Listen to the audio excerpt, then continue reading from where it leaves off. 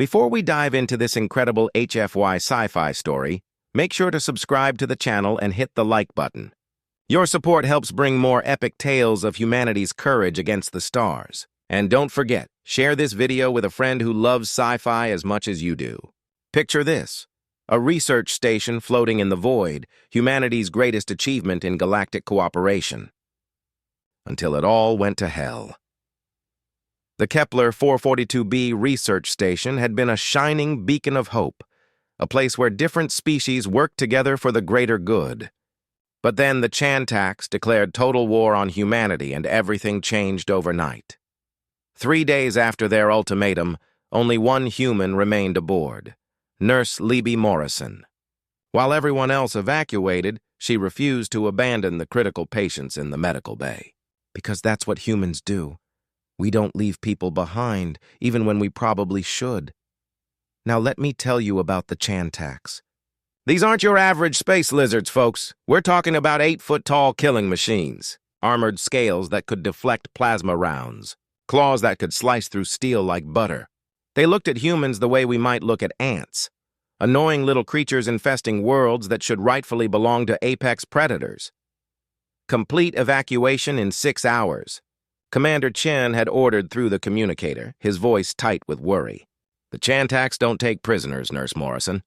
They don't even leave bodies to bury. Libi knew the stories. Everyone did. The massacre at Nova Helsinki. Thousands of colonists turned to ash and bone. These weren't beings you could reason with. They were living nightmares with a taste for human blood. But she'd taken an oath. First, do no harm.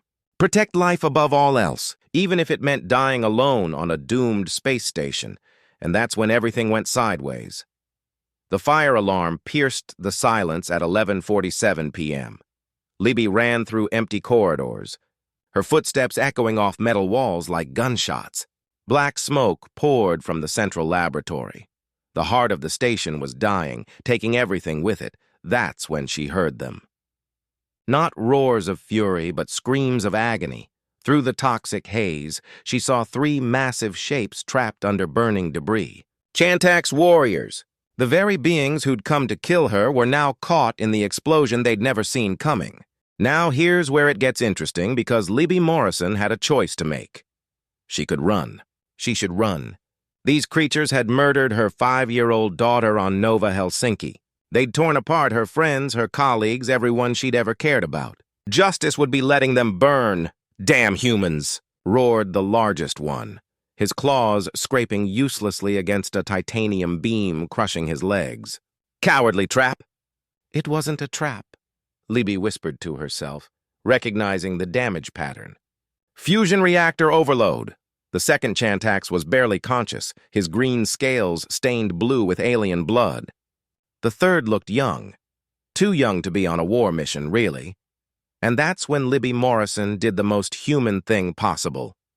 She closed her eyes for one moment, saw her daughter's face, saw her butchered colleagues, saw every reason why she should let these monsters die. Then she opened her eyes and ran straight into the flames. What? The lead Chantax whipped his reptilian head around, yellow eyes wide with shock.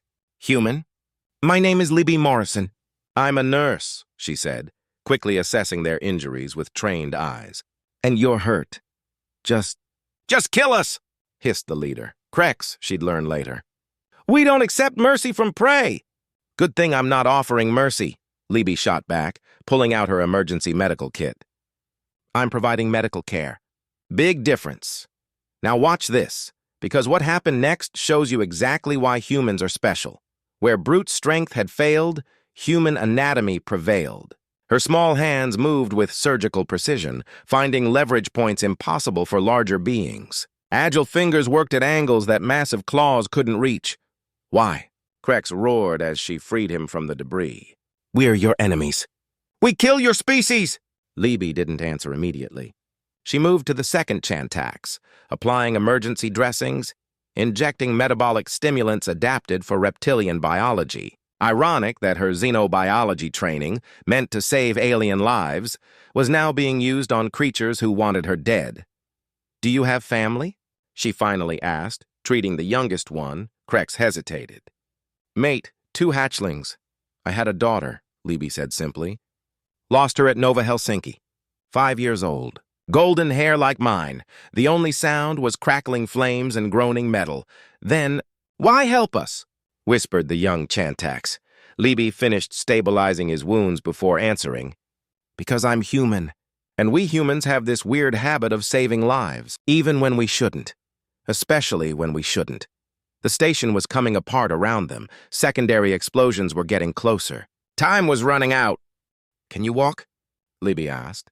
Krex tested his legs, shaky but functional. Yes, but why do you care? Let us die with honor.